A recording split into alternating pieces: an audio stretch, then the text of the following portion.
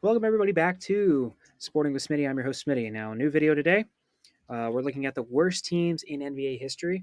Now, for this video, it's going to be the worst team in each team's history. It's very hard to get it down to just one team, but this is how I have it. This is what I've dug into the NBA history books, really, and just seen what I think is really just the worst teams in NBA history. And let's dig into it. First, I wanted to say that you're going to see some teams that you're not going to recognize, such as the Charlotte Bobcats. You're going to see they are part of the Charlotte Hornets history.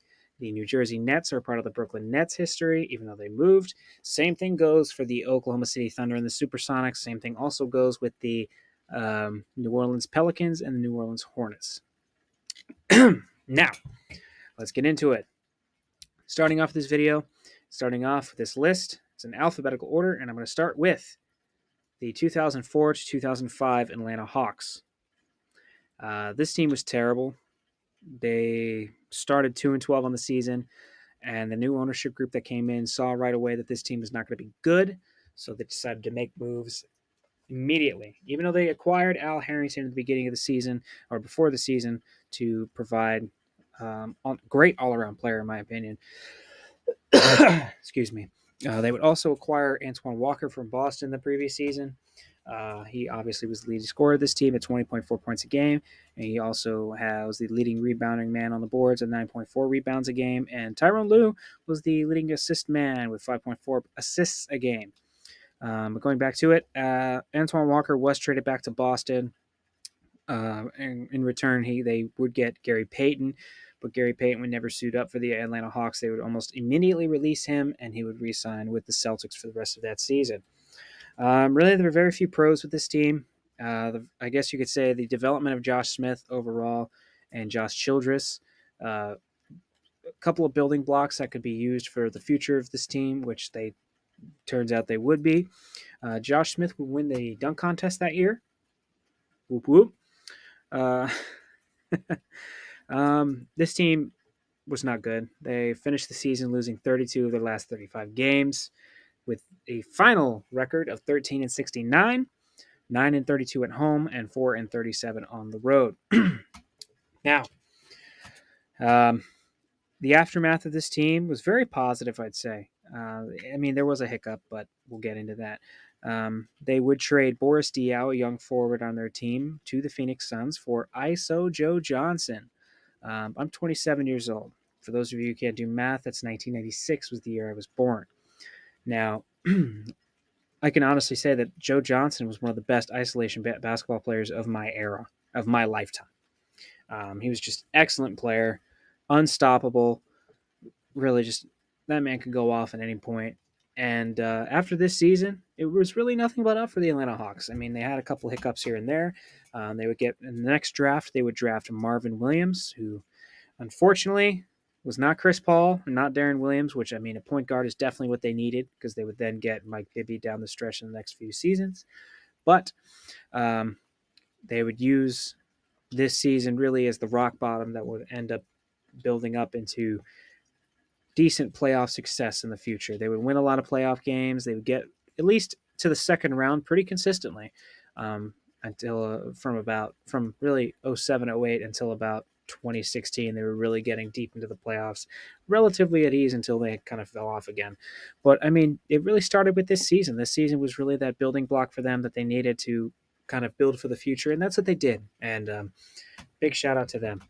Next up, my personal favorite team, the Boston Celtics. But it's the Boston Celtics from 1996 to 1997. This team was terrible. Just terrible in every which way. They started off slow, but it did not get any better from there. And really the downfall of this team, and really the reason of this team existing, it really started in the early 90s. The lack of replacements for the big three of the 80s, really when they started to age. Bird's back started to go out. He retired in 92. McHale, who was really playing on that broken foot for years, finally retired in 93. Excuse me. I believe after 94, that's when Robert Parrish would leave to go in free agency where he would sign with Charlotte. and then he would sign with Chicago and finish his career. But really, the key thing that happened was the unfortunate death of Reggie Lewis in 1993 in the summer of an unfortunate heart condition. And really, that was kind of the straw that broke the camel's back for the Boston Celtics as a franchise of consistent winning. And the 90s became a really dark period for the Boston Celtics. And this was really the season where it hit rock bottom. 15-67, worst season in franchise history. 11-30 at home, 4-37 on the road, and they also hold the distinction as the worst division record in NBA history. And not kidding, folks. The Boston Celtics of this year would go 1-23 in their division, and that last win, and that one win, came on their last attempt, really their last divisional game of the season in April of '97. Against Philly, I believe. So really, that tells you how bad they were. Rookie Antoine Walker, had a good season. His rookie campaign after being taken in the middle of the first round, or early in the first round, I believe. He would average 17.5 points a game, 9 rebounds per game. David Wesley had a good season of his own, being the leading assist man, 7.3. ML Carr was fired after this season. Obviously, what they would then, the aftermath would be the hiring of Rick Pitino. And as a Celtic fan, I cringe when I say that name because he set this franchise back another 5 years with his incompetence, his whining, his just lack of basketball knowledge at the professional level. He belongs in college. Hell, I wouldn't, if I was a college athletic director, I wouldn't even trust him. Ruined a franchise that was building something. The only damn good thing he did for the Boston Celtics was drafting Paul Pierce. Outside of that, nothing. And we can go into that later on when I bring him up again in a really kind of angry rant. But the Celtics, again, at the aftermath of this team, really was just bottom feeders. Really, especially, and they wouldn't make the playoffs until the 2001-2002 season, led by Paul Pierce and Antoine Walker, where they would get as far as the Eastern Conference Finals, but then fall to the New Jersey Nets. Speaking of the Nets, though, we're going to go to the next team on the list, not the Brooklyn Nets, but the New Jersey Nets, the 2009-2010 New Jersey Nets. They would finish 12-70 on the season. They are the fifth team in NBA history to lose 70 games. They would be 8-33 at home and 4-37 on the road. And this team is very unfortunate because their fans kind of gave up. There are a lot of rumors, especially after Russian billionaire bought them. He made it known that they were going to move to Brooklyn. He was going to try to build a title contender there. Just really unfortunate all around. Devin Harris was still pretty solid for them. He was acquired in the Jason Kidd deal in 2008, and he was very consistent at the point guard position when he was healthy. Another big man, Brook Lopez, was really proving his worth to the franchise.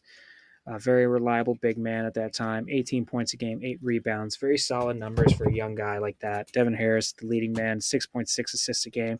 But really outside of that, this team was really filled with nothing but cast-offs and guys who really usually would sit at the end of the bench of the NBA roster. Starting with Chris Douglas Roberts, who, yes, he had a good year. But, I mean, looking at it, no. It just wasn't good. And I mean, looking at the season as well, looking at just the team overall, I mean, you got to give respect to Brook Lopez for also starting all those games. But I mean, really, it's a shame too because for a person who's at my age, the Nets were really a consistent franchise in the early 2000s. Jason Kidd, Kenyon Martin, just very good team that made a couple finals appearances. Unfortunately, they ran into just legendary teams, Lakers and the Spurs, of course. But, I mean, they still were a very consistent team overall until really kind of just started falling apart in the mid-2000s. They ended up trading Jason Kidd in 2008, like I said. They would end up trading Vince Carter on draft night in 2009 to the Orlando Magic for Rafer Alston, I believe, and Courtney Lee, who was, again, another up-and-coming guard after his really good rookie year. But it just did not work out. And outside of Devin Harris and Brooke Lopez, looking at the roster, Tony Batiste, Josh Boone, Keon Dooling, sorry, Trenton Hassel, Jarvis Hayes, Chris Humphreys, Yi Jilan, just not a good team. And unfortunately, it was not good. I mean, they to this day they still have the worst start to a season in NBA history at 0-18.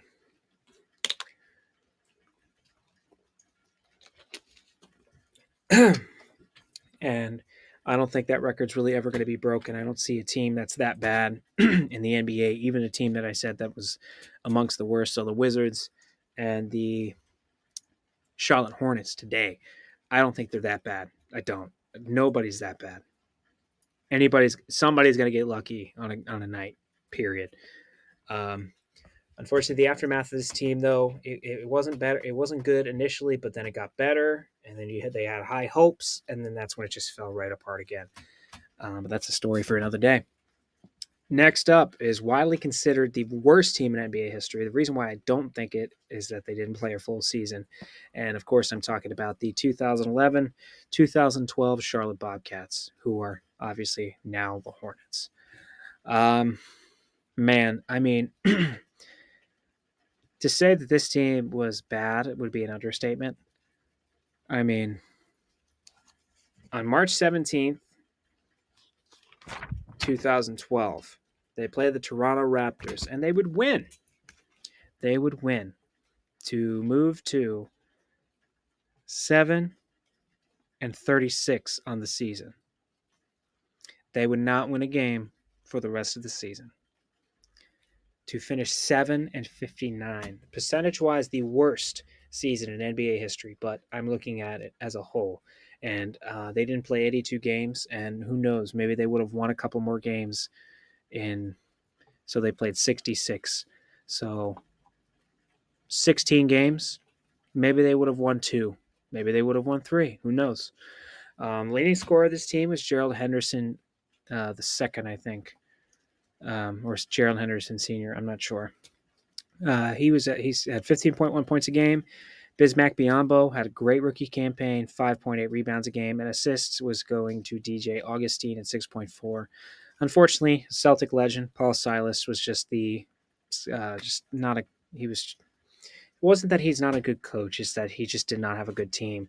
And the only positives really of this team was that they had Kemba Walker, who was excelling in his rookie year into becoming one of the best point guards of the last 10 years, really.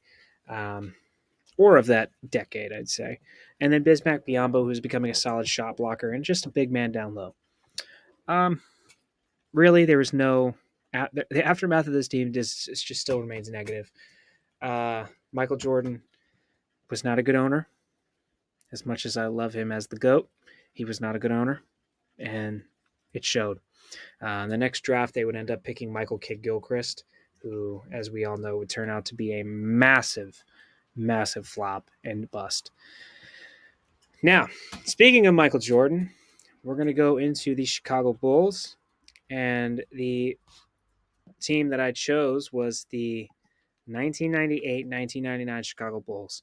Now, a lot of people would say that a couple teams after this you could maybe make a case for, but the reason why I say this team was just how horrible they were on offense. They were amongst the worst offensive teams in NBA. They were offensive, I could say, on offense.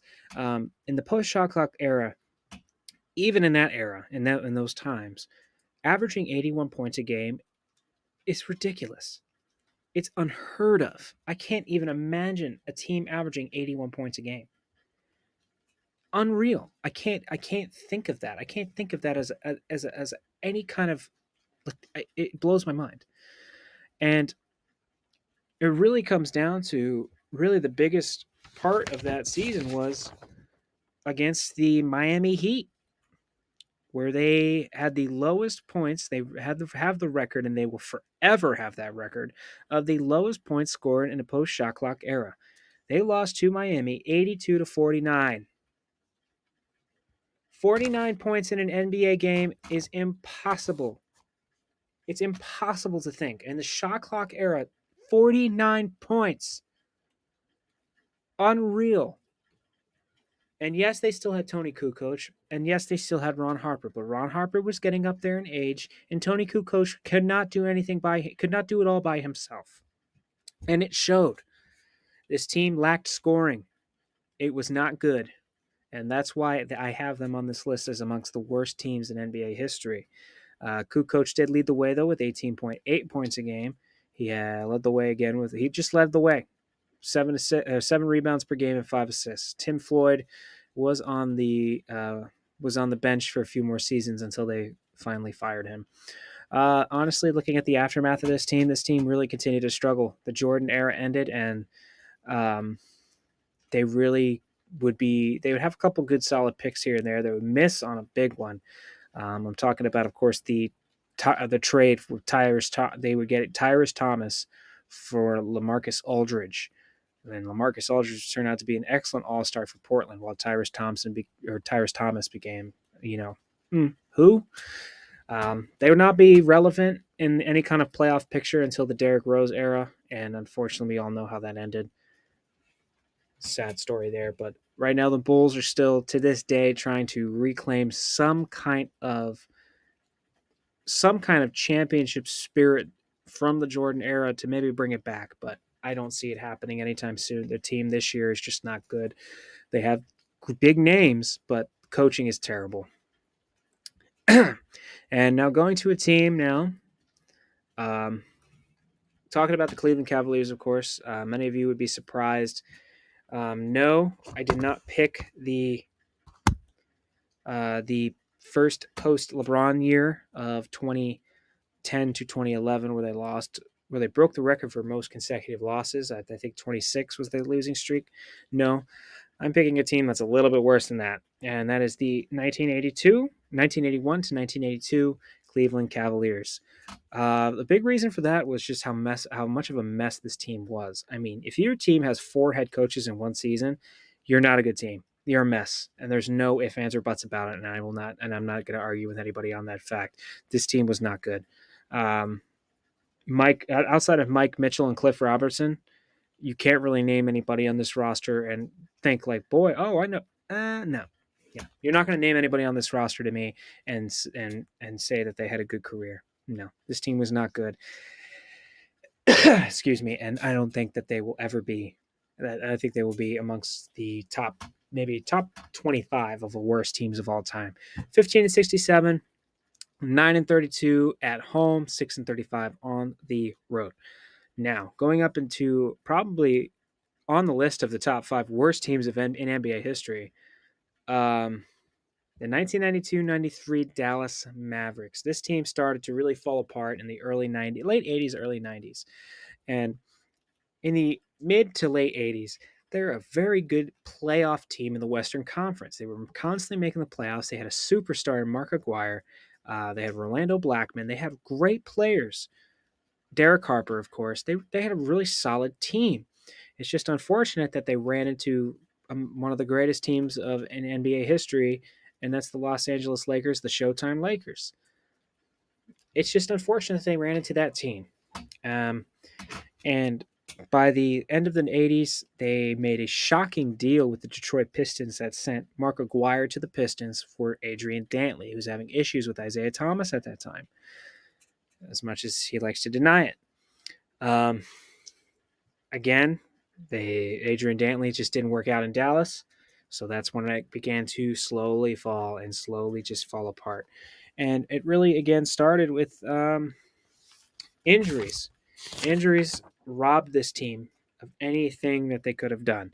And it was fat lever injuries. It was Roy Tarpey injuries, and then a drug issue that believe had him suspended. And then after that, that's when the fire sale began, and they began to trade everything and anybody who was wearing a Mavericks jersey, minus a few players. Derek Harper, yes, he is the leading scorer of this team, 18.2 points a game, and also the leading assist man at 5.4 assists a game. But he was traded at midseason. Um, Tells you all you need to know. Um, I'd say the only positive about this team was that um, Jim Jackson showed he showed potential.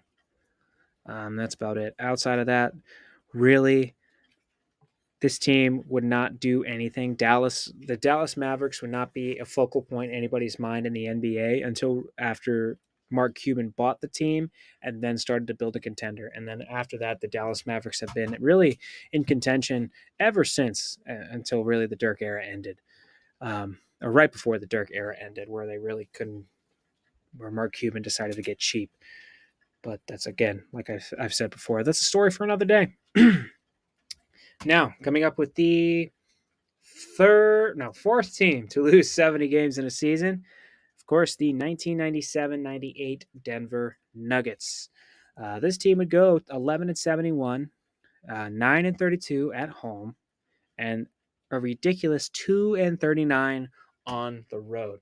I know what you're trying to think. Hey, do they have the worst road record of all time? No, they do not, actually. That amazing honor belongs to the 1990-1991 Sacramento Kings, who went 1-40 on the road and finishing their season at a ridiculous 25 wins. So, looking at this team, Eric Williams was the leading scorer, 19.8 points a game. Dean Garrett was the leading rebounding man at 7.9 rebounds a game, and then Corey Alexander was the leading passer. This team really kind of fell apart after the run, the miracle run of '94, where they upset the Seattle SuperSonics, the number one seed, the first 8 seed to do so in NBA history. After that, they really didn't capitalize on that excellent run they had. I mean, they didn't keep the players that they had, and that's really that's the story of that team. And then we get to this point here where they go 11-71. Looking at it here, they had a 23 game losing streak during this season. And the ridiculous thing for me was that in their first 40 games, they were 2-38. I honestly don't think that's ever going to happen again. In the modern era of today's NBA, there's too much talent going around in the NBA to where a team could start 2-38. It's too much talent. And the aftermath of this team is that they continued to try to build something, and obviously didn't. It took a while until really the Carmelo Anthony years. They didn't make the playoffs again until Carmelo Anthony's rookie year, and that's when the Nuggets became a Western Conference powerhouse for a few years with Carmelo Anthony and Allen Iverson, and then later on would be Chauncey Billups. Excuse me. Now, coming up next is a franchise that has fallen on some hard times recently. Excuse me, folks.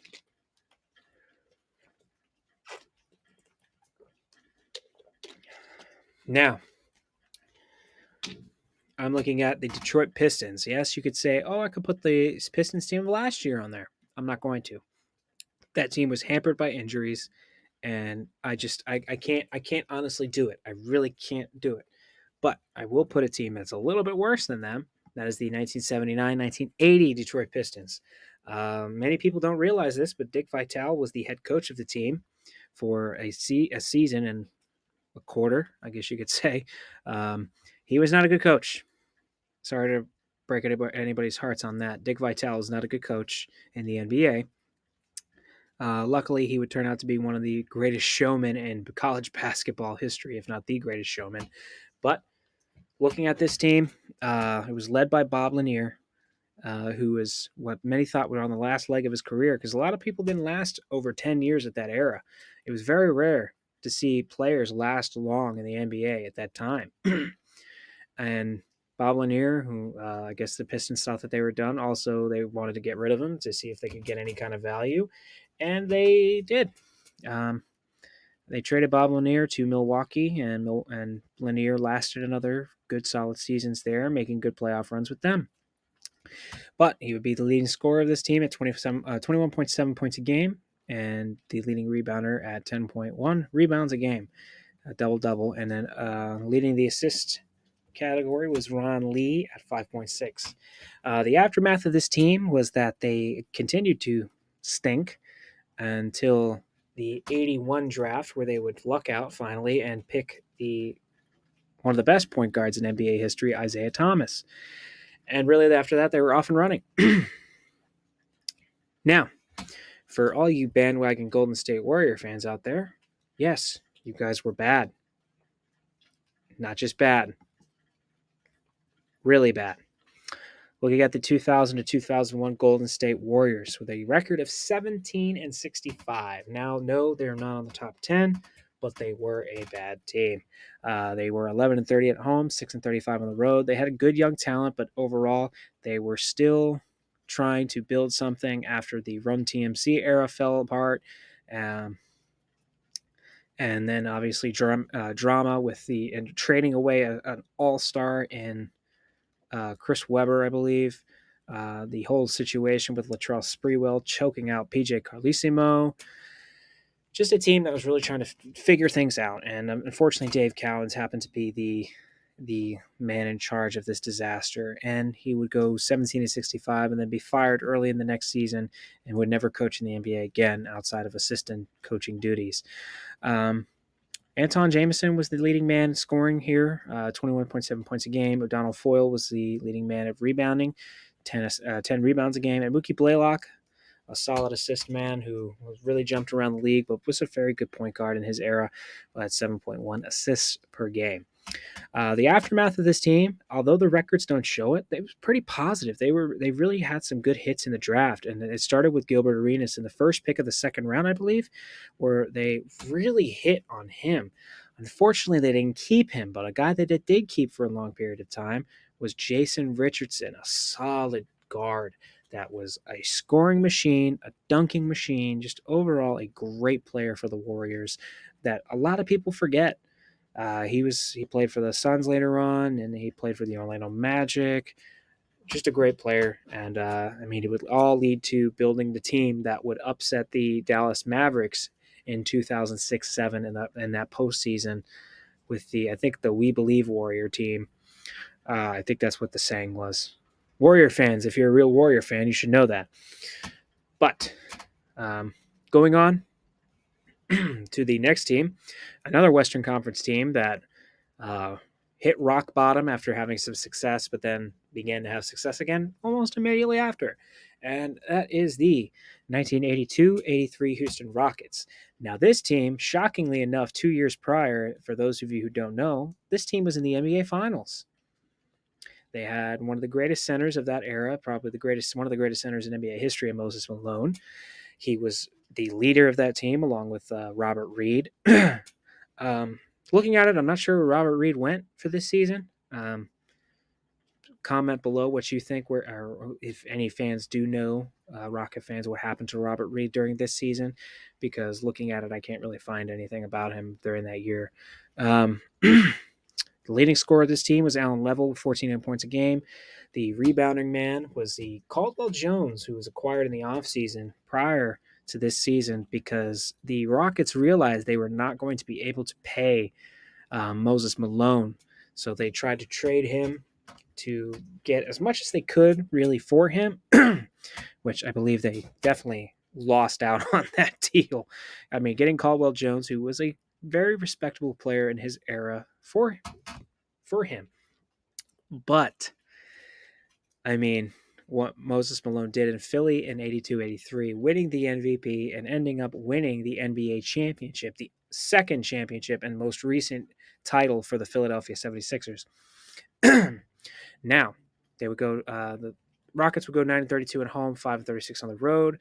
Del Harris, who would be his final season coaching in Houston after leading them to their first NBA Finals appearance, losing to the Celtics, of course. He would go on to coach multiple teams, including the Lakers, post-Showtime years, and going into the Shaquille O'Neal era and Kobe Bryant era of the Lakers until he was released and hired and basically fired for Phil Jackson. But this team, though, after this team, the aftermath is pretty positive, I'd say. It's obviously they weren't winning right away, but the players that they got after this season were pretty solid. They were able to draft center Ralph Sampson from Virginia, who turned at the beginning turned out to be very good, but unfortunately injuries ended his career prematurely. And then in the next year, after another last place finish, they were able to get the probably one of the best centers of all time, the center that has, I think, the best footwork of all time, Akeem Olajuwon. Um, they would then build a solid roster to where they would make the NBA Finals in 1986, where they would fall to the Boston Celtics in 6 games. And unfortunately, they would fall apart again due to off the court issues, unfortunately. And they would not, they would then come back again, winning 2 championships in the mid 90s, which good for Akeem Olajuwon, a man who definitely deserves every ring that he has on his finger. But next up, a team from the same year but different conference, the 82-83 Indiana Pacers. Now, looking at the Pacers' history, it's very hard to find really a super bad team. This team was a staple franchise in the ABA before moving to the NBA, and then really had a dark period where they were struggling to really uh, be successful in the NBA. Um, and I mean, I don't think they even made the playoffs until the Reggie Miller era. I mean, correct me if I'm wrong. Comment below, Pacer fans or NBA fans, old heads. Tell me if you think that, or tell me if they made the playoffs in the early '80s. I'm not sure. They would finish this season 20-62. They were 14-27 at home. Not good, but still not horrible. They were 6-35 on the road. Clark Kellogg was the leading scorer of this team.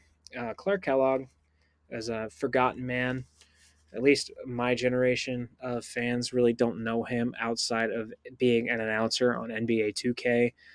But this guy was a ridiculously good scorer, great all around player until just injuries ruined it for him, which is really unfortunate.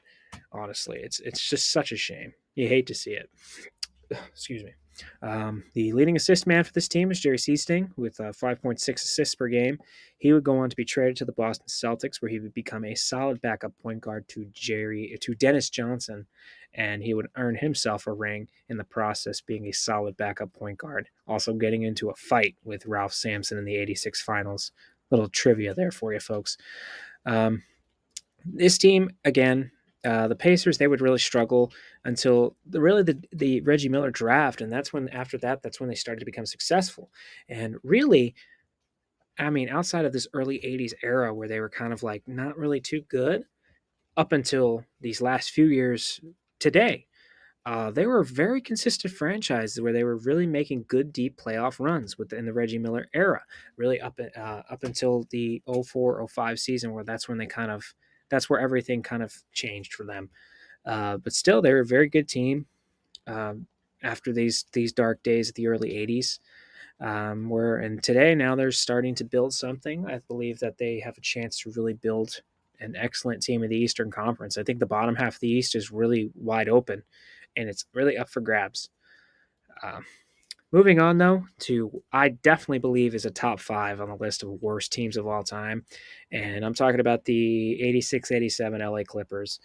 You really got to feel for that organization really early on. I mean, in that year, you're losing 70 games while your inner city rival across town are winning 65 plus games and being put on the list as amongst the greatest teams of all time.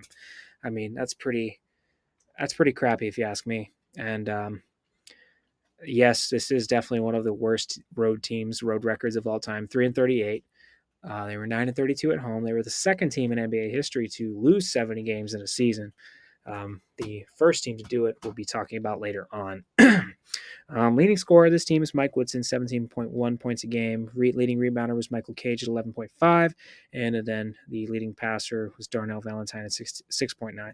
Very hard to find a picture of Darnell Valentine. I'm going to be honest. Outside of the basketball card picture you see below, there really weren't many pictures of him on the court very much. Unfortunately, this team, though, the aftermath was they were just bottom feeders really until the Chris Paul era, minus random playoff run in 2005 with Sam Cassell and those in that group of those guys. And though outside of that, this team, the Clippers are really just not a good franchise historical wise. Um, that's just how it is, unfortunately. Next up is their crosstown rivals and a team that, as a Celtic fan and my little Celtic fan heart, I despise, the Los Angeles Lakers. And this team, though, is really honestly forgotten in the annals of basketball history, and that's just because of Kobe Bryant. It's Kobe Bryant's last year. He would be the leading scorer of this really bad team, 17.6 points per game. Julius Randle would be the leading rebounding man in the paint at 10.2. And I had to actually look this guy up because I had no idea who he is. Brazilian point guard Marcelo Huertas, 3.4 assists per game. And Byron Scott, unfortunately, another name on the list of another bad season for Byron Scott, 17 and 65. He's a good coach. Don't let the record fool you. He's a good coach. He just was, and he just ended up on some of the worst teams imaginable. And the reason why I say he's a good coach is because he took a New Jersey Nets team to an NBA title, not winning the title, but to an NBA Finals. So he is a good coach. I don't care what anybody says. This team is really just, it's really going to be forgotten, and that's only because of Kobe's last game of 60 points against the Jazz. I mean, just what a way to go out, even though he did take 50 shots. But nobody likes to talk about that. But still, if you look at Laker history, though, really relatively, you look at it, there's not a lot of horrible teams, and it's actually really impressive. Excuse me. You're looking at it here, and this is by far the worst team they had record-wise in franchise history. Before this, it was really like a 35 and 47 record. It's honestly nuts to think about it. And just again, aftermath of this team, they would end up picking Brandon Ingram. Then they would pick Lonzo Ball. Thank you for not picking Jason Tatum. After that season, they would then pick up LeBron James in free agency, make massive trades to acquire Anthony Davis. They would win a championship in the bubble, and that's where we're at now. They're still looking for that another title. LeBron is still looking for that elusive fifth ring, I believe. But moving on now to the Memphis Grizzlies, and it's not going to be the Memphis Grizzlies, and this is the only team on the list where I have it like this. But it is the Vancouver Grizzlies, but not just one singular season. It's 4 seasons of straight garbage. I tried my best to stick to what I wanted to do, which was personally, I'm not going to pick expansion teams, but just how bad this team was. It's so bad and so horrible. I'm looking at it. I'm just like, how the hell did this team even, how did anybody even show up to cheer for this team? Those people deserve really the money and really the glory and the fame here. You guys showed up to look at this team. Good grief. But looking at it, in 4 seasons, they went 56 and 240. Um, Honestly, I'm confident in saying that that's probably the worst 4-year stretch in NBA history. Me personally, I can't think of in my lifetime. I can't think of a team, even the Sixers during the tanking era, where they were just trusting the process or whatever the hell they were talking about. I don't even think they were this bad, but this team was so damn bad, so bad, painful. They were 39 and 109 at home. That's bad enough, but their road record of 17 and 131, 17 wins in 4 years outside of Vancouver. I can't even think about that.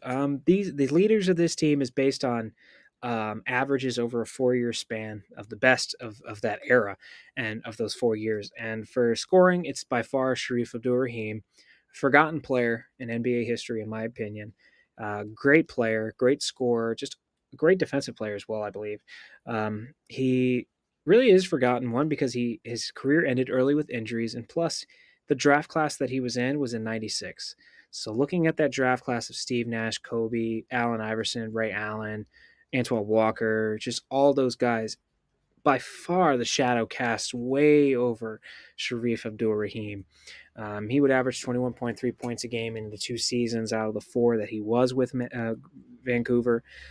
Brian Big Country Reeves, a solid draft pick for them, who showed promise in the beginning, but unfortunately, just it didn't get better from there. And I think weight also was unfortunately an issue there. But he would average 7.2 rebounds in the 4 seasons there. Starting at and then the assist man in 2 seasons in Vancouver, Greg Anthony, who I didn't even realize he played for the Grizzlies until doing my research here, but 6.6 assists a game, pretty solid. Unfortunately, he's just really bad teams. The head coaches, the records speak for themselves. I mean, good grief. 23 and 102 for Brian Winters, Stu Jackson 6 and 33, and then Brian Hill with 27 and 105. Just, oh my goodness gracious, just terrible. And that doesn't even include the next season of Brian Hill where he got fired. So, I mean, again, I don't think this is by far the worst stretch. This is the worst stretch in NBA history by far. I will never deny that. Not the worst season, but definitely the worst stretch of seasons, of 4 seasons in NBA history, and I don't doubt that at all. Now, moving up to is a shocking team, really, and that's because due to their just sustained success over the last 15 to 20 years, and that's the Miami Heat. And this 2007-2008 Miami Heat, they're 15 and 67, 9 and 32 at home, 6 and 35 on the road. This team really started to fall apart after the 06-07 season. They won a title in 05 and 06 over Dallas. They were become the first defending champion, I think, the first defending champion to be swept out of the first round. They would be swept by the Bulls in 06-07. And really, the aging process really began to set in. Shaquille O'Neal started to show his age. He started to show his age. He wasn't that dominant figure anymore, and I believe that year he was having some contract issues. D Wade got hurt, and just overall, the players that they had to replace those veterans that left or retired, they just weren't up to par. Ricky Davis was there. I mean, he was okay. They had Chris Quinn, Smush Parker, just really not good players. I mean, one of the few players that were there that was very consistent and healthy was Udonis Haslem. And as much as I hate him as a Miami Heat player, I will give him props for being a Florida Gator. He averaged just 9 rebounds a game. Pretty solid. D Wade would average 6.9 assists a game during this season. And the few games that he did play, I think he played about 40 to 50 games.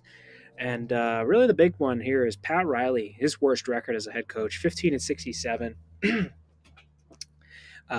He would retire at the end of the season. Really, the aftermath is really probably the best aftermath of all of these teams on this list. But rewinding a bit, Shaquille O'Neal would be traded to Phoenix for Sean Marion and Matrix, and he did lead the team in rebounding, average-wise, but he only played 15 games, and I don't feel like it's right or fair, really, to Haslam, who was there all season long through all the garbage, to put him ahead of him. But Matrix played pretty well for them in the games he did perform. But just towards the end of the season, when they knew there was really nothing to play for, they just sat out. He really didn't play for them. Next up on the list, but the aftermath of this team, though, Pat Riley would resign. He would move back up to the front office where he was before he made himself head coach again in 05, 06. And he would promote Eric Spoelstra to the head coaching position of the Miami Heat, and where he has it to this day, and he has been one of the most consistent and most incredible coaches in NBA history. Definitely of the modern era. By far the modern era. Now, moving on to another team in the Eastern Conference who is really relevant today in the league, and that is the 2013-14 Milwaukee Bucks. Now, this team had really begun their rebuilding process after their loss to the Miami Heat in 2013 in the playoffs. They let go of such stars as Monte Ellis and Brandon Jennings. They would shock, really. Honestly, they would pull off a surprise trade that nobody really kind of realized at the time, but what they were getting back. But they would trade Brandon Jennings to Detroit for Chris Middleton, a young Chris Middleton, a late pick that really nobody remembered, nobody realized at that time had anything really going to him until he really developed into a great player that we know today. But the Milwaukee Bucks of this year, 15-67, 10-31 at home, 5-36 on the road. Not a good road record, but that's how a lot of these teams are. Um, Brandon Knight was the leading scorer, 17.9 points a game, and the leading assist man at Brandon, 4.9 assists a game. John Henson was the big man below at 7.1 rebounds per game, and Larry Drew was the head coach at 15-67. This was the first year of the new ownership group that came in and would basically turn the Bucks into what they are now. Um, the only positives I could say of this team was that Giannis was developing. This was his rookie year. He was developing. He was getting playing time. Chris Middleton was also developing. He was getting some time. Uh, and then they too would form the basically the foundation of what they are now. Um, but yeah, really, obviously, we know the aftermath. They would continue to build and get and develop, and they would miss on a pick at Jabari Parker, unfortunately. But that's just some bad luck on his part. That man couldn't stay healthy. His knee just could not hold it together for him, and it sucks because Jabari Parker was a very good player in the NBA, a very good player in college. Next up, a team with the worst winning percentage in NBA history of all NBA franchises, I believe, right now, or active franchises, and that would be the Minnesota Timberwolves, but this is the '09 to 2010 edition. I'm not counting uh, their first season in the league. I don't, or their first few seasons in the league because they weren't too bad for an expansion franchise. But this team was just bad. I mean, 15-67, 10-31 at home, 5-36 on the road. They really only had two players and nothing else. They had Al Jefferson, who was leading scorer, and then they had Kevin Love, who was a good scorer and a great rebounding man down low. And Al Jefferson was another great rebounder down low. He's another great player overall. But outside of that, nothing. They could have had Steph Curry, but they passed up on him twice. They had back-to-back picks in the 2009 draft, and they passed up on him twice. My God, it's so frustrating to think about to this day where this team could have been if they had picked or used one of those picks for Steph Curry. And honestly, if you, even just how rich that draft was, I mean, let's take a look of the 2009 draft. I mean, it's honestly astounding. It really is because of how just rich they were in that draft. I mean, to think of this team that could have picked up at best, they could have picked up Steph Curry and DeMar DeRozan. Picture that with back-to-back picks: Steph Curry, DeMar DeRozan, Al Jefferson, Kevin Love. Woo. Imagine that team would have been a threat in the Western Conference for years to come. But instead, they picked Ricky Rubio, who is a solid guard, but he is not worth the number 5 pick. Not worth it. Johnny Flynn was definitely not worth the number 5 pick or number 6 pick of the draft. Where I mean, he had a good rookie year, but he didn't get better than that, and he had injuries. But I mean, just looking at the whole draft as a whole, though, I mean, I'm thinking of this just guard wise. I mean, you had Brandon Jennings, who yes, he didn't turn out to be uh, great as the 10th overall pick, but he still played a long time in the league, a lot longer than uh, than Johnny Flynn. I mean, looking at it here, Brandon Jennings played 9 seasons. Gerald Henderson, another guard who unfortunately is on this list as a leading scorer of the Bobcats, he played 8 years in the league. Or Drew Holiday, who's at 14 right now. Or Jeff Teague for Atlanta, who went 19. He played 12 seasons in the league. Or Darren Collison, who played for the Hornets and then Pacers, and he played 11 seasons in the league. Just looking at the unbelievable guard talent of that draft and the fact that they picked Johnny Flynn, unreal. Just unreal. Um, the aftermath was they continue to lose. Nothing more to say about the Timberwolves. They continuously irritate me. Next up, though, no, it's not the New Orleans Pelicans, but what they used to be, which was the New Orleans Hornets. They finished 18-64 in the 04-05 season with 11 wins at home and 7 on the road. This team was really a mess from the start. Jamal Mashburn was out for the season. He was the star player for them for many years. Really, honestly, he considered retirement due to the injuries that he was facing at that time. They started out 0-8, started 1-19 in their first 20 games, so you knew that that team was not good. Even though Baron Davis was the leading scorer at 18.9 points a game and the leading assist man at 7.2 assists per game, he was traded at midseason. But honestly, the pros of that trade was that it opened it up for J.R. Smith, young rookie J.R. Smith, to basically announce himself and make himself known to the world. And boy, what a player he turned out to become. I mean, one of the best players of our generation. Probably, I'd say a top 50 player of the last. Definitely is one of the best sixth man. Um, but leading rebounder, solid player in his own right. PJ Brown, 9 rebounds per game. Again, Byron Scott on this list. Just man, wrong time. But he did build this team, and after this season, they would pick up Chris Paul in the draft, and that would immediately turn things around where they would become a threat in the NBA playoffs.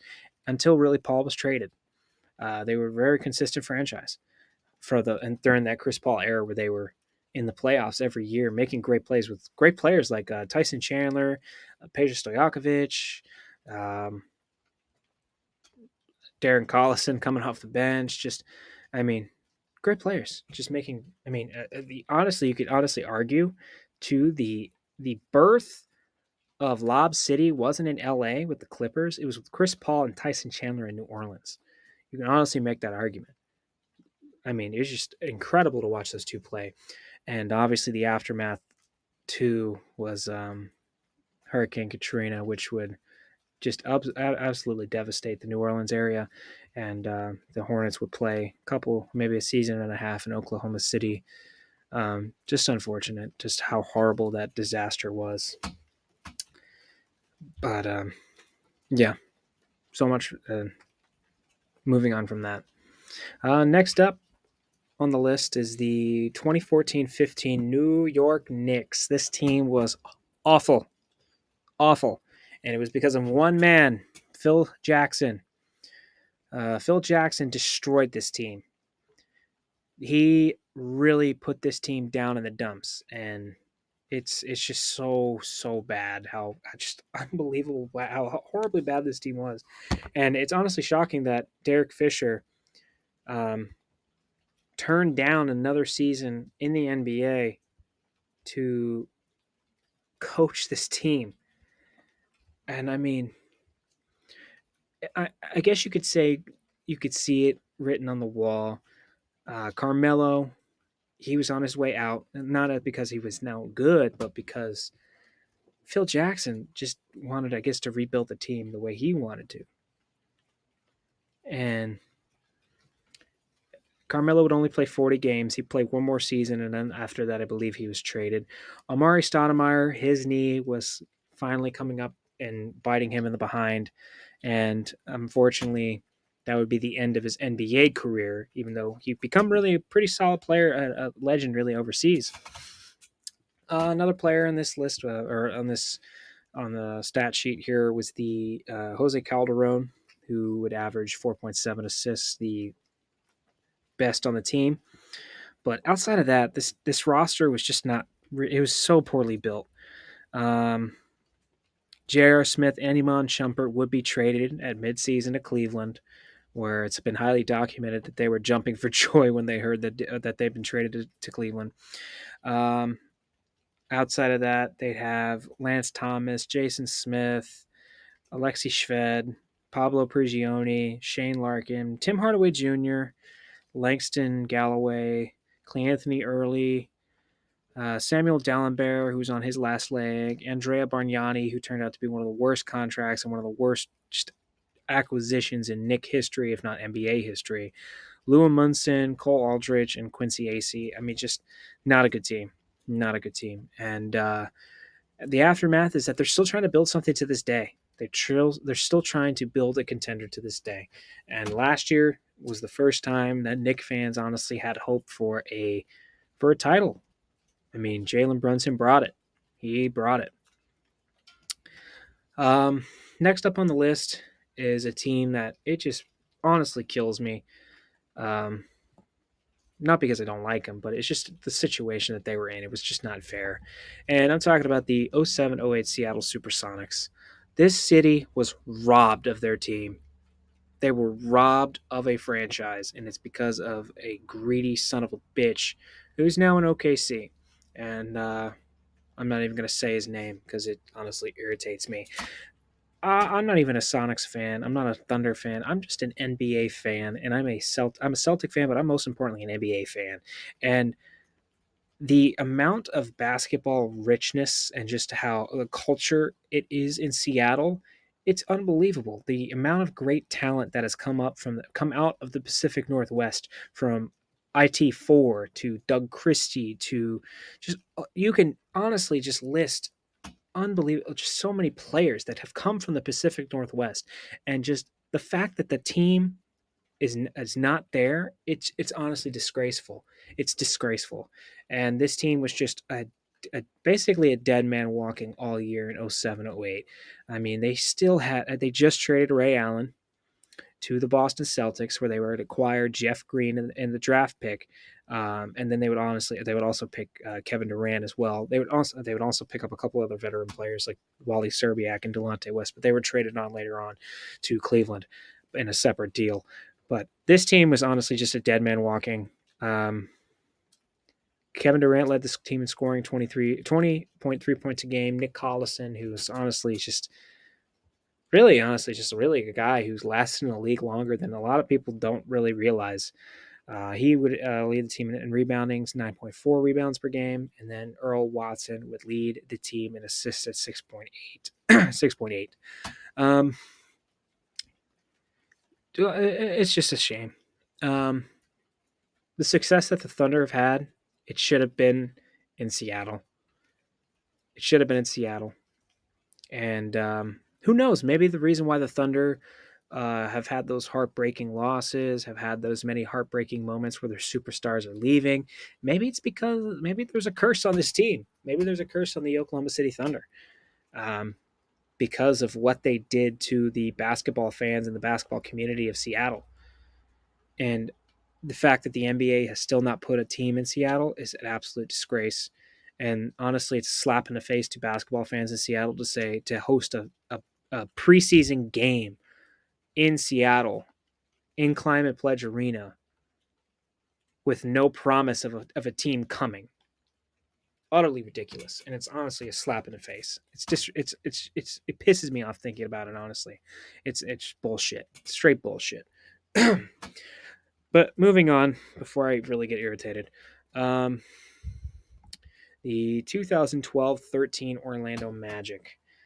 This team had a couple of picks in my mind. I was thinking of the Tracy McGrady year where they lost 61 games, but I chose this year because this year was just a mess.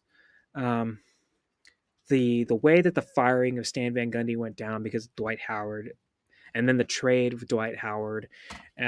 Obviously, I'm happy with what they got in return, but it's honestly still ridiculous of the fact that they just Dwight Howard sunk a franchise because he was being a greedy asshole, and being greedy as in, um, I want to go to LA, basically trying to be like Shaq, even though he was in a personal rivalry with Shaq for the majority of his career.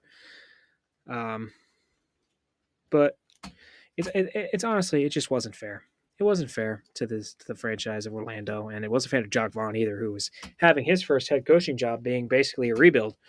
Um, Leading scorer of this team is Aaron Aflalo. Um, Looking at it, I did see that it was Tobias Harris, but I mean he only ended up playing 27 games for this team. I think he was acquired later on. Um, after a while, this team, you could see that they were just they knew that they weren't going anywhere, and they just started to trade off any piece they could get, see what they could get for it. So, prime example was JJ Redick, who was traded at midseason to, I think, the Clippers. This would also be the one of the final full seasons of Jameer Nelson, great Orlando point guard who played 10 seasons in Orlando. This would be one of his last seasons there. Um, just overall, and this would be the first year of really Nikola Vucevic making his presence known as a potential franchise, as a potential centerpiece for a franchise. So overall, this team, unfortunately, just it just snuck by the Tracy McGrady year, only because that team was just riddled with injuries, including Grant Hill, whose career was in just utter excellent prime was robbed from him. Um, Next up, though, we will discuss the what I think is the worst team still to this day of all time, and that is the 72-73 Philadelphia 76ers. And this is the only team prior to the 1979-80 season, the only team on the list that's prior to 79 and 80. I tried to keep it as recent according to the modern NBA as possible, because that's just opinion of mine. But I'm sorry, I couldn't pass it up with this team just being so bad and so horrible. I couldn't help it. And I mean, it really it began the season prior when they let go of Jack Ramsey and losing Billy Cunningham to the NBA or to the ABA, which was absolutely huge for them. And really, it just it was kind of like a snowball effect after the late 60s, really, when Wilt Chamberlain got traded, and then it just became a snowball effect. And then this was the result of everything bad and everything that went wrong over the previous few years for the Sixers. And 9-73, then that will live in infamy until somebody goes 8-74. Until somebody goes 8-74, there's no beating that. I mean, I know people say the Bobcats, but I'm sorry. The Bobcats did not play a full season. They still missed out on 16 games where they could have avoided history or they could have made it. And to me, it's still the Sixers. Maybe it's because I also don't like the Sixers, but still, it's the Sixers.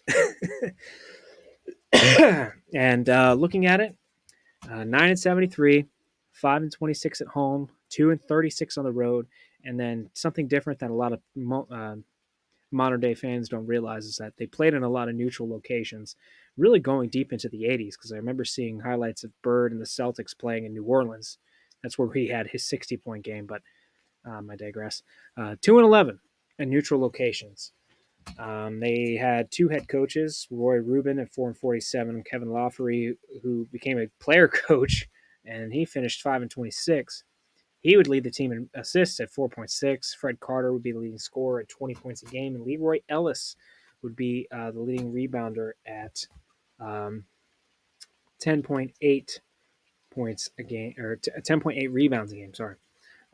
This would also be the final season for Hall of Famer Hal Greer, Philadelphia legend who has really been forgotten in history.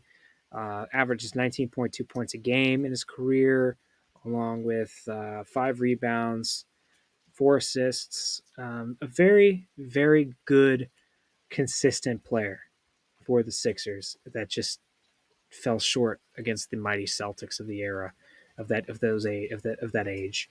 Um, But aftermath, really, Billy Cunningham would return, but this time as head coach. It would not get any better. It would get better. They would not have a winning season, but then they would shock the world with a massive deal with the New York Nets obtaining Julius Irving, Dr. J, and that's basically where the Sixers took off from there. The Dr. J era was underway in Philly, and they were off and running. Made a finals in 1977, where they would fall to the Portland Trailblazers. But then they would remain a constant force in the Eastern Conference for years to come, until at least the late 80s. Moving on now. This one was hard because the Sun. It's this. So for this one, I picked the 2018-19 Suns. I know, looking at it at face value, you're thinking probably to yourself, "Holy crap, what is he thinking?" But I'm looking at this team and I'm just seeing a bunch of young pieces put together, and it was very just unorganized. And you're looking at a roster with that many young talent, yeah, that much young talent. You're thinking, how the hell did they go 19-63? I'm just looking at and looking at the roster too. I'm looking at it and I'm just thinking to myself, there's no way that this team should have gone 19-63. You got Trevor Ariza, DeAndre Ayton, Devin Booker, Mikal Bridges. You got a couple of veterans in Tyson Chandler, Jamal Crawford, but still, I mean, Kelly Oubre, TJ Warren. I'm looking at this roster and I'm just thinking to myself, how did they lose 63 games? There's no way they should have lost 63 games. There's no way. And looking at it, it looks like they obviously injuries did play a price into it, but still, with that much talent, there's no way you should have lost that many games. They were 12-29 at home, 7-34 on the road. Booker averaged 26.6 points a game, which is ridiculous. There were a couple games that year I remember he just went off, and I think that was the year that he had the 70-point game in Boston. I'm not sure. Comment below if I'm right or wrong. DeAndre Ayton in his first season had 10.3 rebounds a game, and Devin Booker obviously was the leading assist man at 6.8. Their head coach was fired after this season, Igor Koskov, and after I don't think I don't think he coached again in the NBA at the NBA level. No, he has. He's been 4 different teams in the last 5 years. Pretty good for an assistant coach, I'd say. Um, and But the aftermath of this team has been also very positive. I wouldn't say it's at the level of the Heat yet. Yet. I say yet because I don't know if they're going to win a title or not yet. We don't know.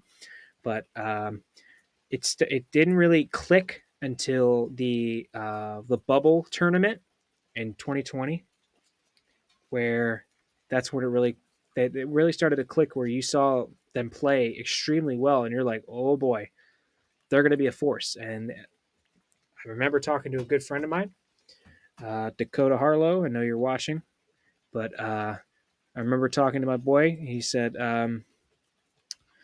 we both agreed that this was going to be a good team. And the next year, they ended up going to all the way to the NBA Finals, falling just short of a title, an elusive title for Chris Paul. And they've been up and down ever since, trying to get back to that level. And I think this year is their best opportunity to get back to that level with the roster they've constructed. For my opinion on that, go check out my most recent video too on the power rankings for the upcoming season. Back to it. Another team that has had really a rough time in history. They only have one title to their name, but boy, was it an exciting one in '77. I'm talking about the 05-06 Portland Trailblazers, a team who really just fell off, and they were in full rebuild mode after the Jailblazers era of the late 90s, early 2000s, with big names like Damon Stoudemire, Rasheed Wallace, Sabonis, just excellent talent. And they were just rebuilding, and they were rebuilding, and they fell on hard times. And this was the worst season by far of this franchise. 21-61, they were 15-26 at home, 6-35 on the road. They had a young star in the making at Zach Randolph. I can't believe still to this day that they traded Zach Randolph.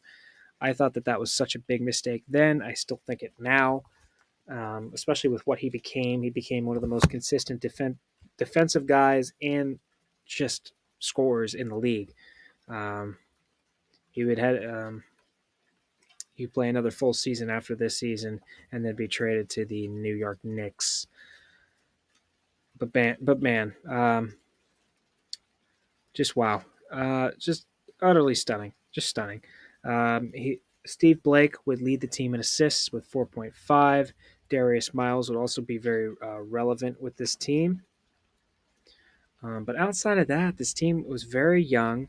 They could not score. They could not score. They were bottom 15 in defensive and defense.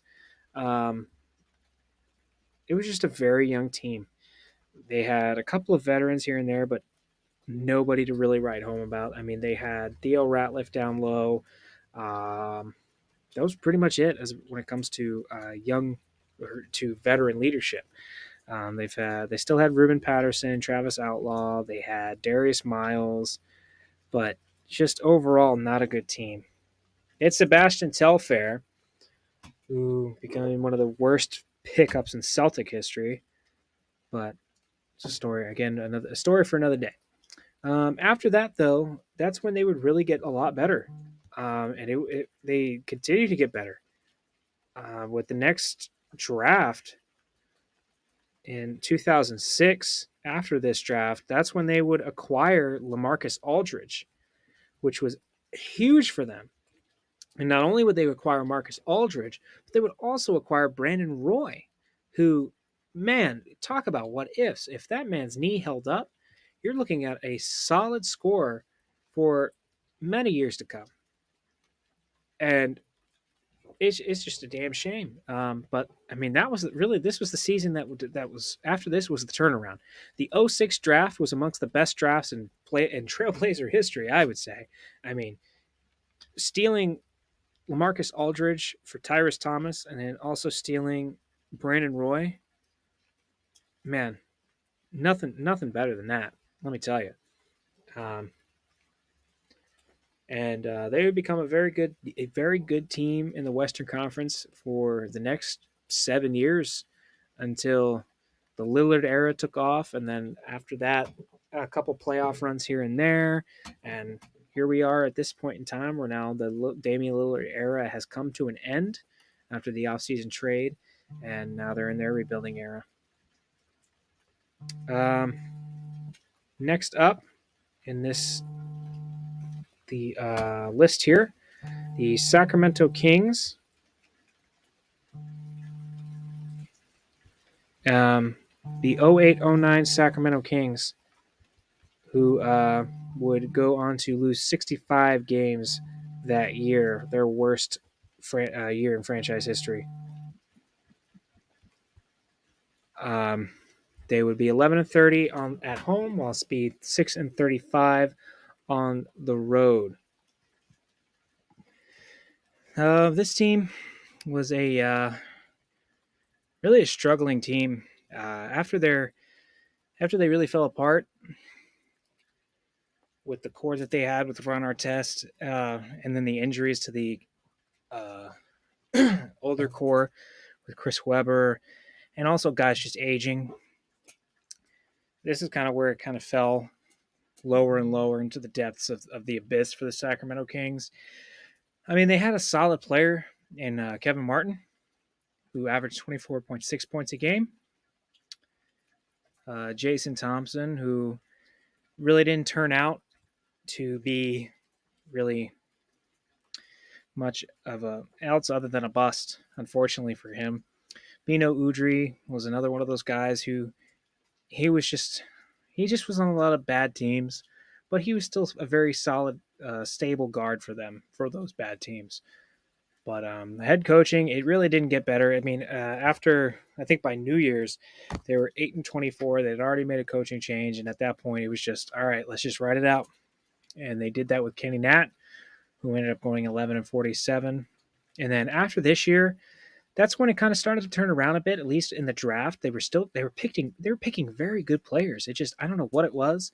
They just could not get the talent around them, and it was just it was honestly frustrating to see, because after this year, they would pick Tyreek Evans in the first round, who ended up winning Rookie of the Year.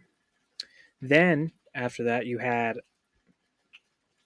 um, DeMarcus Cousins, who became a monster in his own right. I mean, what a guy what a player he turned out to be. Definitely one of the best centers of the last, for at least in his era or his time frame that he was in the league. He was by far one of the best centers in the league. Um, Really, and then it's just after that they really couldn't just put it together, and it was such a shame too, because even after all of the rumors of the team moving to Vegas to honestly, it was just sad to see because the Sacramento King fans are a rabid fan base that deserves better than that. Um, the aftermath of this team, like I said, they made some pretty good picks. They picked Tyreek Evans. They picked DeMarcus Cousins after that. Um, they did make a mistake by picking a Jimmer for debt. That was honestly one of the worst mistakes they could have made, especially with guys like I think Kawhi Leonard and Paul George still on the board. Don't quote me on that one, but still, um, man, it just not good, not good at all. Um, moving on though to one of the last few teams on this list, and that would be the 96-97 San Antonio Spurs. It's honestly so hard to find. They've been such a consistent franchise for so long. It's honestly hard to find a bad Spurs team outside of the last few years. And I'm not going to get last year. I'm not going to put last year. I'm not going to try to put too many recent teams. I know I did put the Suns a few years ago from 2018 to 2019, but still, I don't know. It just doesn't feel right. But looking at this team, though, man, they were just hit with a ridiculous amount of injuries that really just like it's shocking. It's shocking how many injuries they were hit with. I mean, they were hit. Their entire lineup was hit with injuries. Looking at the guys that were out, David Robinson, obviously just huge. Sean Elliott was out for a long period of time. I mean, looking at it, the leaders tells you all you need to know. I mean, Dominique Wilkins, he was 37 in that season. Obviously, you can see the picture there in the bottom left by my head. I mean, he still looked in incredible shape. But I mean, having a 37-year-old man lead your team in scoring, it's not gonna look very good, and it's not gonna end well. And it obviously didn't end well. They were 20-62, 12-29 at home, while 8-33 on the road. Will Purdue, the Chicago Bulls champion, led the team in rebounding at 9.8 rebounds per game, and then Avery Johnson averaged the team in assists at 6.8 assists per game. Now, the big moment in this team happened after their 3-15 start under Bob Hill, where Popovich, who had never coached at that point, at least to my knowledge, he'd always been an assistant coach, and at this point, he really had no experience outside of being the general manager. And he decided to make himself the head coach of the San Antonio Spurs, which obviously at the time a lot of people were really just wondering. There were question marks everywhere, like, really? Okay. And I mean, honestly, you could say the rest is history. In the 97 draft, that's when they would pick Tim Duncan, and they were off and running. They were off and running. Well, actually, it wasn't that draft. Sorry, folks. It was the next draft. No, no, never mind. I was right initially. Yeah, Tim Duncan was picked in that draft. They would then rebuild it through free agency with guys like Vinny Del Negro. Sorry, with yeah, Vinny Del Negro was. Oh shoot, he was already there. Oh, sorry, folks, but David Robinson would come back healthy, and they would have their own twin towers. And I mean, that there you go, the birth of the San Antonio dynasty, right then and there, right there. Um, and now here we are, all these years later. Popovich is still there, trying to build another champion. See what he can do with it. Next up on the list, another team with really not too many bad seasons. Like, I mean, not too many seasons where you look at it and you go, holy crap, that team is terrible. I mean, obviously they had some bad seasons, but I still, they weren't this bad. And I'm talking about the 97-98 Toronto Raptors. They went 16-66, 9-32 at home, and 7-34 on the road. The leading scorers of this team were uh, Damon Stoudemire, excellent point guard.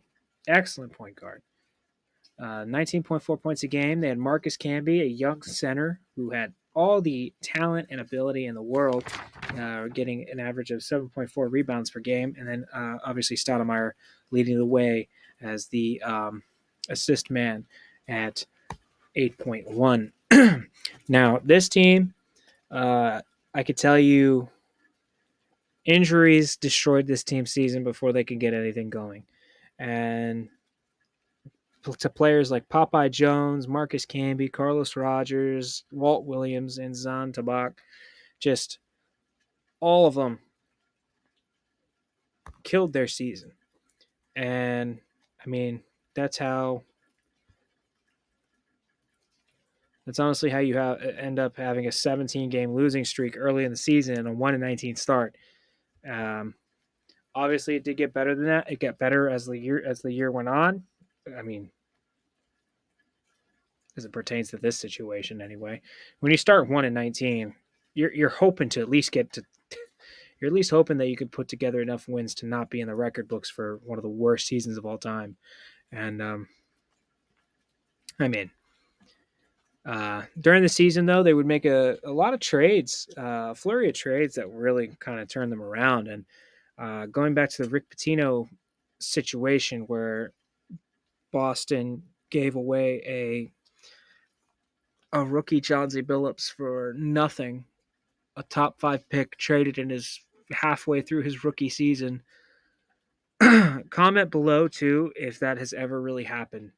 If you have seen a rookie midway through his rookie season be traded to a division into a team in their division, I would love to see that, because let me tell you, it goes back to my anger towards Rick Pitino as one of the most brainless, idiotic, just stupid coaches / GMs of all time.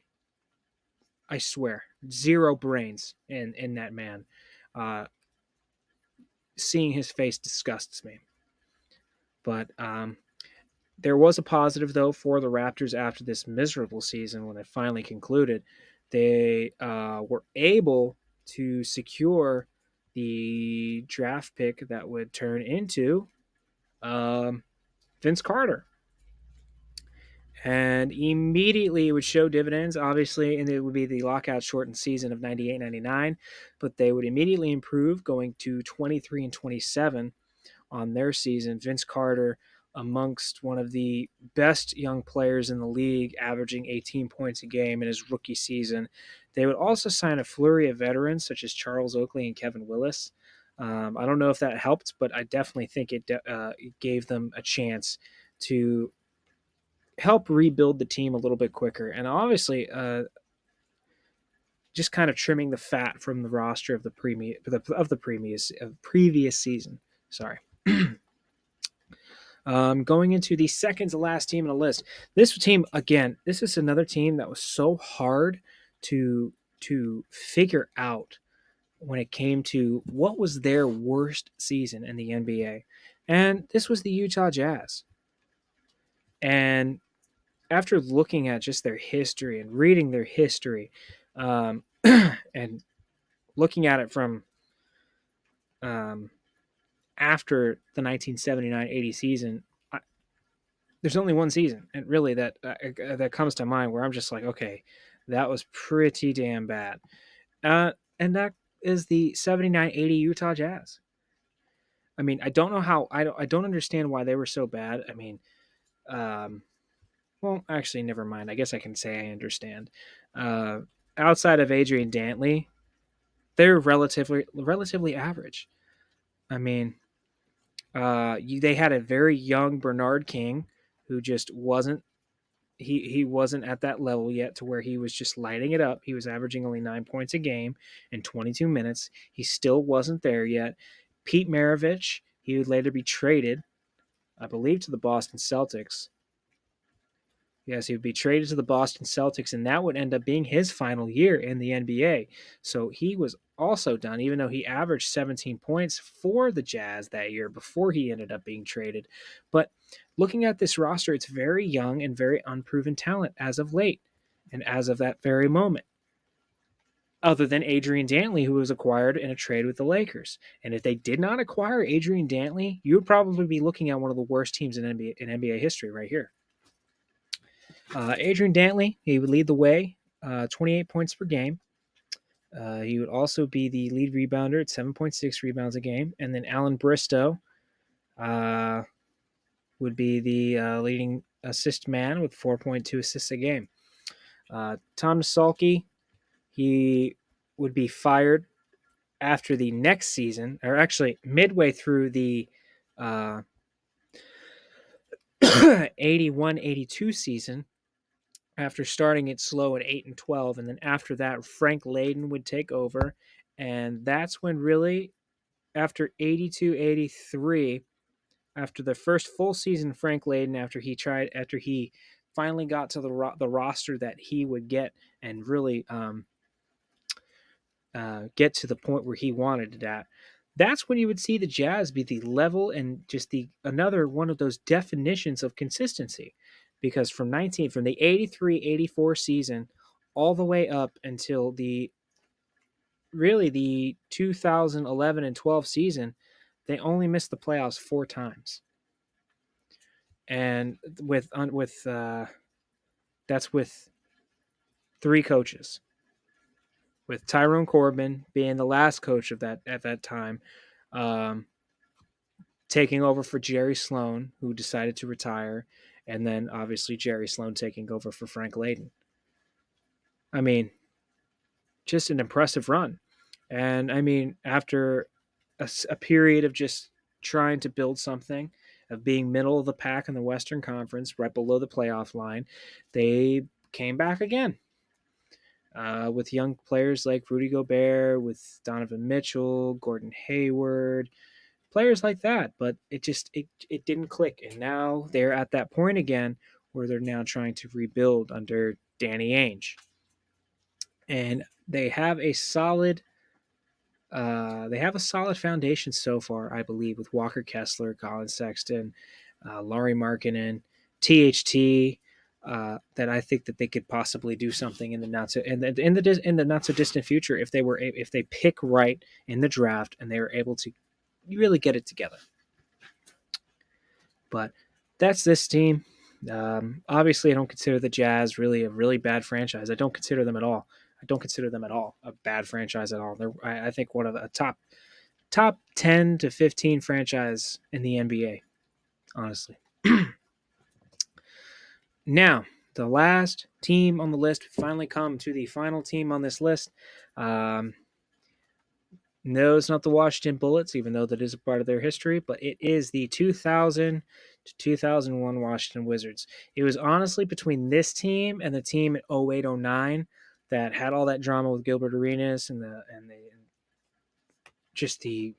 whole gun situation with the locker room. That team just was not a good team. I mean, they pulled off a couple crazy upsets that year, but this team by far is just was not good. And it definitely showed from the front office down. Juwan Howard was leading scorer of this team, even though he would be traded because he was just overall frustrated at everything. It was, I mean, you had Jahidi White was the lead rebounder man, 7.7 rebounds per game. Rod Strickland was leading assist man with 7 assists per game.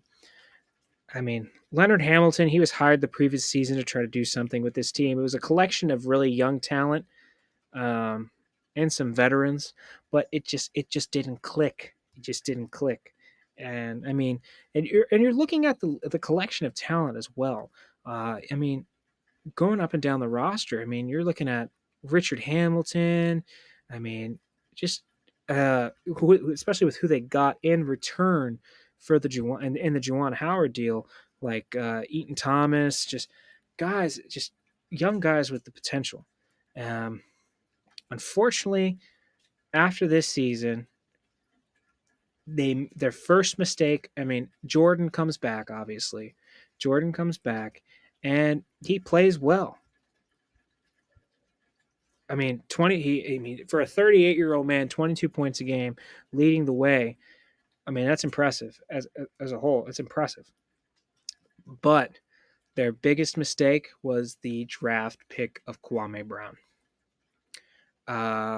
He was not ready for the. I guess he just wasn't ready for the NBA. And unfortunately, that poor guy got bullied. Um, yeah, it's just honestly a shame. Um, but they went. This is the last team on this list. I'd say it's the worst team in Wizards history, Wizards/Bullets history. Even though, I mean, even though they definitely have not had a very successful run recently, but I mean, looking at it though, I still think that this team was by far the worst in Bullets history, except for their first season in the NBA, which was when they were the Chicago Packers, and they went 18-62. But like I said, expansion team, and I don't. It's 1962. I mean, come on, come on, guys. So let me know how you guys think. Like, let me know what you guys think. What teams did I get wrong? What teams did I get right? What teams do you see on this list that you remember as a fan? Just like, uh, say if you're a fan of the Lakers or whatever, or a fan of the Cavs, and you saw a couple of these teams come into your building on TV at home, were you confident? Were you confident saying, "Oh, win! Oh, we're winning by 30"? I mean, let me know. Don't forget to like, comment, and subscribe. It's I love doing these videos. It's really fun. Uh, One, because I'm a real kind of just nerd for this stuff. It's been a blast, and I will continue to create more and more content. Uh, just more stuff is definitely coming, not with just the NBA, but with college football. A little bit later on in the year, I'll end up doing some baseball content. Um, Not sure on the hockey content as of right now, only because um, just I guess it's just not the popular, really what you guys are really looking for right now, and that's really want you guys to get interested in or want you guys to look at my channels because I want you to see what you guys are. I want to put out stuff that you guys want to watch, basically. And right now, I can and even though I'm a hockey fan through and through, I just know that that's just not what you guys want right now. So please, please don't forget to like, comment, and subscribe. More stuff is to come. I will see you tomorrow for the Patriots game against the Bills. Hopefully, it's not too much of a massacre. See you guys later. Let's go.